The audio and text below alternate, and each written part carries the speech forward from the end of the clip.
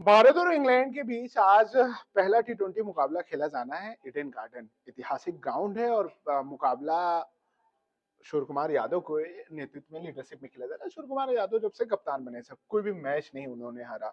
और नजरें आज सबसे ज्यादा उनकी कप्तानी से ज्यादा मुझे लगता है समी पे रहने वाली, क्योंकि समी लगभग 400 से ज्यादा दिनों बाद वो ग्राउंड पे उतरेंगे व्हाइट बॉल पे। और लेकिन इंग्लैंड के जोफ्रा भी कमाल की गेंदबाज है। तो किस तरीके से देख रहे हैं इन दोनों का रोल, और दोनों के अगर हम कंपेयर करें तो कितना डिफरेंस है दोनों को। देखो, मैं तो ये कहूंगा कि सबसे ज्यादा आकर्षण जो है सीरीज का अगर कोई होने वाले हैं तो मोहम्मद शमी और उधर से जोफ्रा आर्चर, जी क्योंकि उनकी रफ्तार, उनकी जो गेंदबाजी, जो कहर बरपाने वाली जो गेंदबाजी है, जी वो जी मैंने आज तक कभी नहीं देखी है आज जी के दौर के किसी भी गेंदबाज में। जी जी क्योंकि जिस तरह से उन्होंने शानदार गेंदबाजी करते हो, जो बाउंसर फेंकते हैं, कभी किसी का हेलमेट दूर जाके गिरता है। जी जी ये जब एम्ब्रोस जो खतरनाक बाउंस प्लेयर थे ना जी वेस्ट जी इंडीज के, जी जी जब वो अपने पीक फॉर्म में थे उन दिनों ये इनका जन्म हुआ था। जी जी तो इससे आप अंदाजा लगा सकते हैं कि ये खिलाड़ी जो है वाकई कमाल का प्लेयर है, और यहाँ पर भी इनका जादू चल सकता है। लेकिन यहाँ टी20 का फॉर्मेट है, लेकिन नजरें जो है वो कुल मिलाकर चैंपियंस ट्रॉफी पर टिकी हुई है हर एक की। जी हम शमी का इम्तिहान जो है उसकी फिटनेस को लेकर इम्तिहान है, और उनके पीक पर पहुंचने का हम बहुत बेसब्री के साथ इंतजार कर रहे हैं।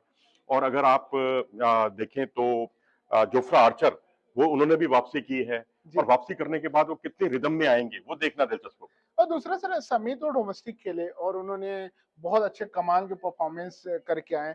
तो उसका कितना एडवांटेज मिलेगा इंटरनेशनल क्रिकेट में, क्या मोटिवेट होके आते हैं, माइंडसेट में कितना फर्क पड़ता है, क्योंकि दूर थे सर वो इंटरनेशनल गेम से इतने महीनों। बिल्कुल, दो आप देखिए ना, 2000 जो वर्ल्ड कप था 2023 वाला, जी जी उसमें उनको 4 मैचों में नहीं खिलाया। जी जी उसके बावजूद वो सबसे ज्यादा विकेट चटकाने वाले बॉलर साबित हुए। जी। न्यूजीलैंड को तो वो, मैं समझता हूँ, नींद ही नहीं आई होगी पूरी रात भर, हम्म, क्योंकि उनके 2 मैच जो हुए, एक वहां उन्होंने करीब 12 विकेट चटकाए 2 मैचों में, एक मैच में 7 विकेट, सेमीफाइनल मुकाबला, हम्म, उसे कौन भूल सकता है। मोहाली में ऑस्ट्रेलिया का मुकाबला कौन भूल सकता है भला। जी तो जी। कंसिस्टेंटली वो इतना अच्छा परफॉर्म करते हैं, उनकी जो सीम मूवमेंट है हम्म, दुनिया में किसी के पास नहीं है।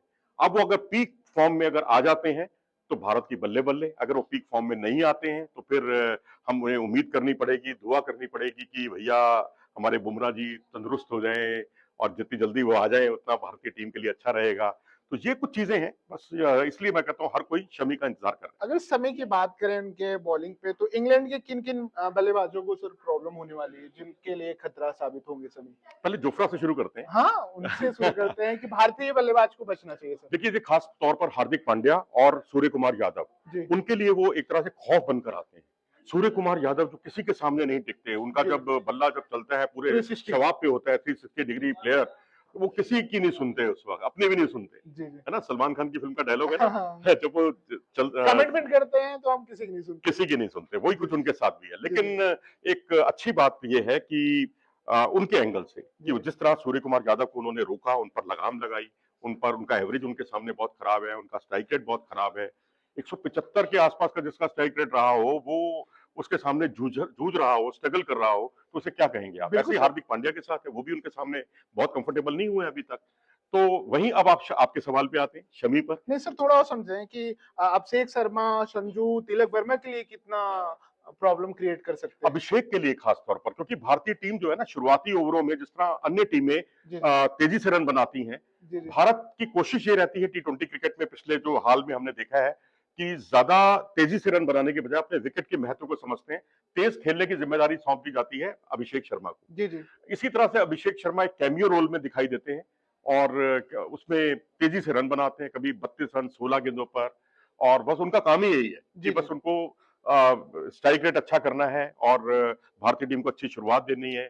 और इसीलिए भारत का जो अगर आप शुरुआती ओवरों का देखें पावर प्ले का, जी जी उतने तेज रन नहीं है जितनी और टीमें इंग्लैंड बना रही है। जी जी लेकिन हमारा जो मिडिल ओवर है उसमें भारत बहुत ऊपर है, बहुत जी ऊपर, मतलब इतना ऊपर है कि और कोई नहीं है हमारे आसपास भी। जी जी तो हम बहुत तेजी से रन बनाते हैं, मतलब तो ये अपने आप में बहुत अच्छी बात है। तो अब यहाँ अब देखना होगा कि हमारे जो शमी हैं जी वो शुरुआती ओवरों में कितना कहर बरपाते हैं, क्योंकि इंग्लैंड शुरू से पहली बॉल से आक्रमण करता है। अब तो बिल्कुल सर। मैकुलम जुड़ गए हैं उनके साथ भाई।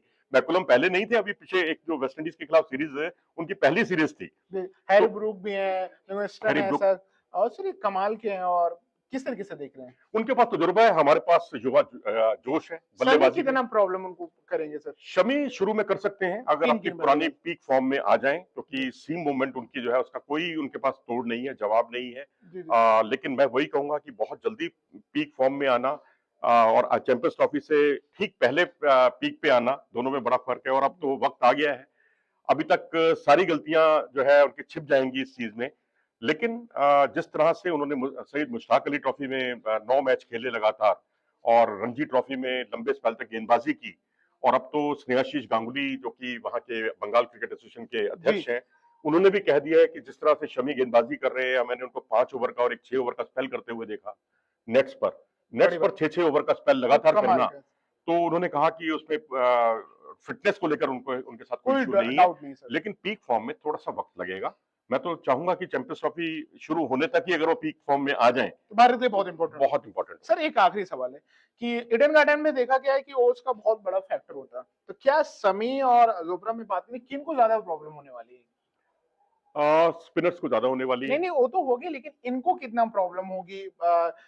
शमी को तो मेरे ख्याल से कोई ऐसी प्रॉब्लम नहीं होनी इसीलिए चाहिए, पूछ रहा जोफ्रा हूँ। को ऐसी प्रॉब्लम नहीं होने वाली। प्रॉब्लम आमतौर पर जो स्पिनर को होती है सर, स्पिनर्स को तो होती ही है, ग्रिप में उनको प्रॉब्लम ग्रिप होगी। ग्रिप में दिक्कत आती है मेरे ख्याल से। वहां ज्यादातर मैंने यही देखा है कि आप टॉस जीतो, पहले फील्डिंग करो हाँ सर, और 12 रनों का मुकाबले पीछा अगर करो। देखें तो 7 सेकंड बैटिंग करने वाले जीते हैं, पहले बल्लेबाजी करने वाले 5 जीते हैं। तो कमाल कराओ मेरे सर। ख्याल से शमी को कोई ऐसी दिक्कत नहीं होनी नहीं चाहिए। वो होनी पहले चाहिए। भी गेंदबाजी अच्छी कर लेते हैं और बाद में जब गेंदबाजी आती है तब भी वो अपने हुनरमंद खिलाड़ी है। सीम पर उनका बहुत भरोसा है। जी। उनकी जो कलाई की जो मूवमेंट होती है वो इस वक्त दुनिया जो है उसका उस रहस्य पर नहीं पहुंच पाई है अभी तक। और मैं चाहूंगा कि 2023 वाली वो फॉर्म में दोबारा आए और भारत को चमचमाती हुई वो चैंपियंस ट्रॉफी दिलाएं बिल्कुल। जो भारत 2017 में चूक गया था आखिरी बाधा में। बिल्कुल। चलिए सर, इसी राय के साथ दर्शकों को छोड़ जाते हैं और मैच देखें और बताएं। और समी अगर अपने लय में लौटते हैं तो चैंपियंस ट्रॉफी सर घर भी आएगी और सीरीज भी अपने पास आने वाली है। तो मिलते हैं बिल्कुल। सर फिर अगले सेगमेंट के साथ। इंडिया न्यूज के साथ जुड़ने के लिए cricket.com इंडिया न्यूज स्पोर्ट्स के लिए थैंक यू सर।